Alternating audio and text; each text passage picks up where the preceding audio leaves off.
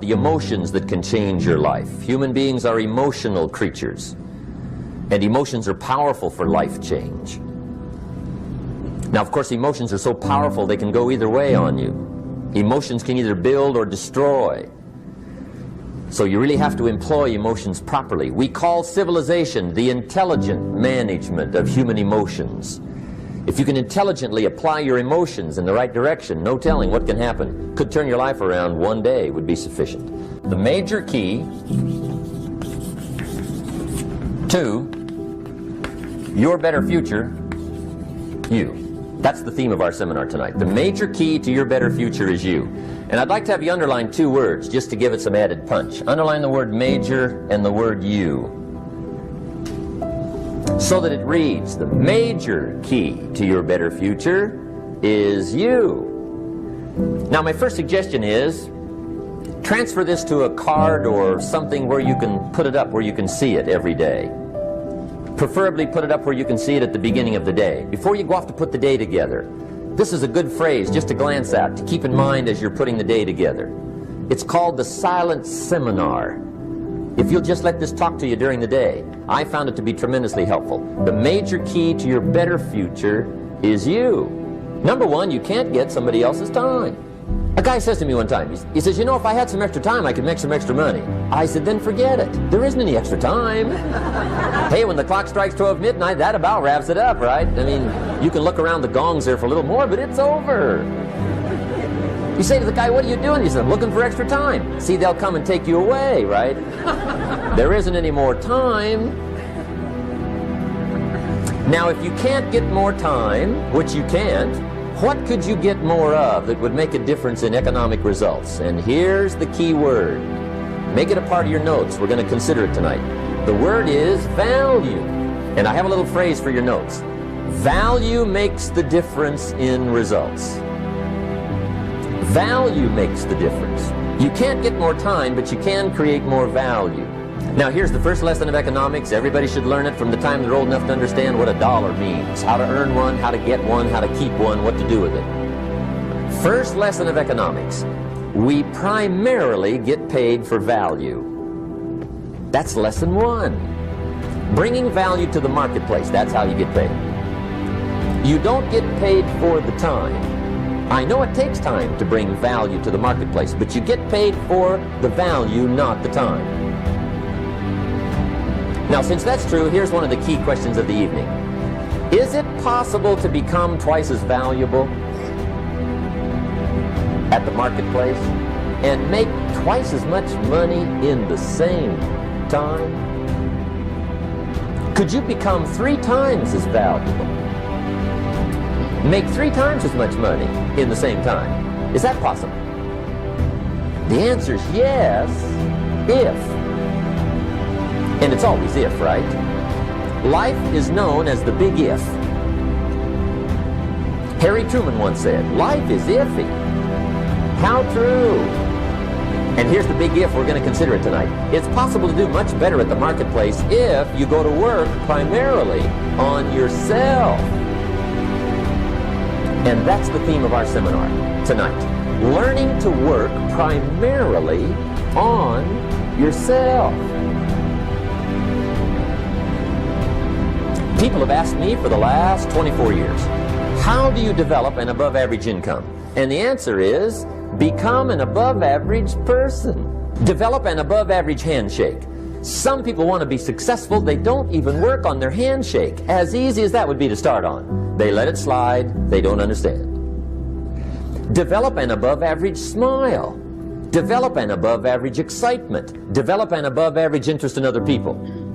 Develop an above-average intensity to win. See, that'll change everything.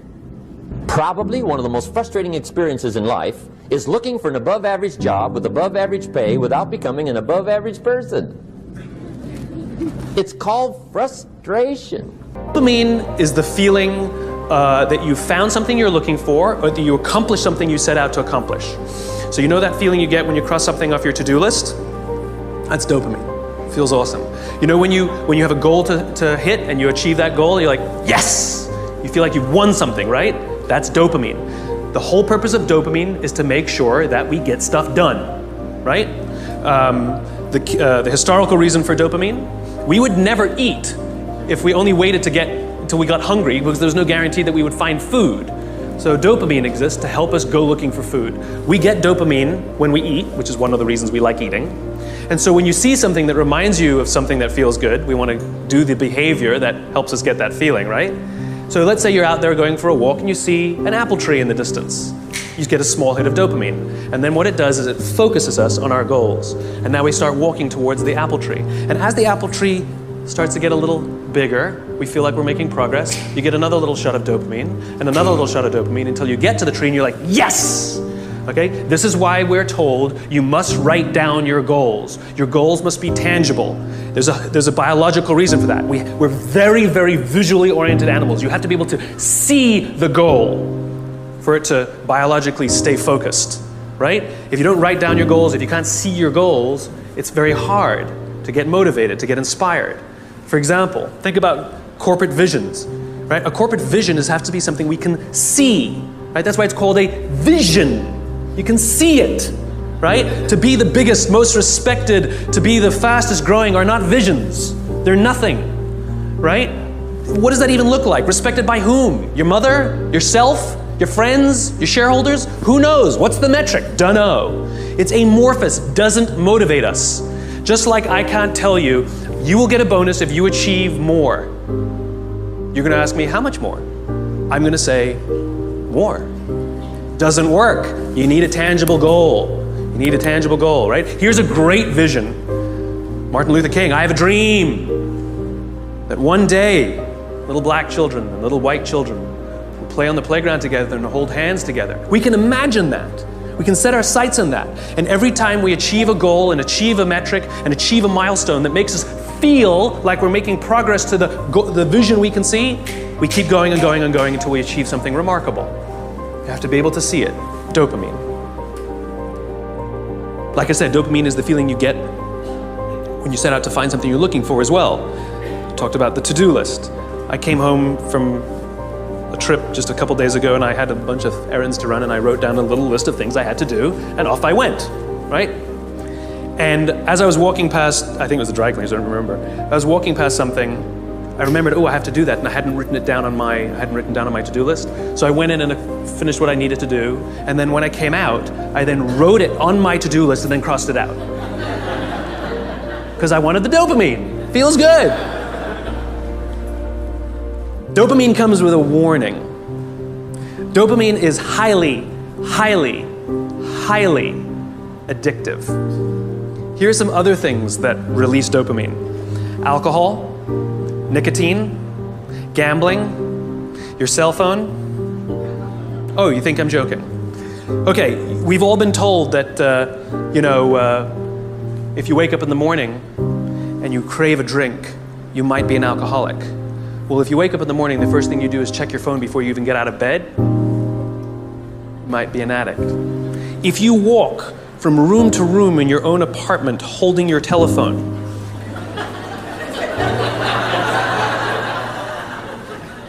you might be an addict. When you're driving in your car and you get a text and your phone goes beep.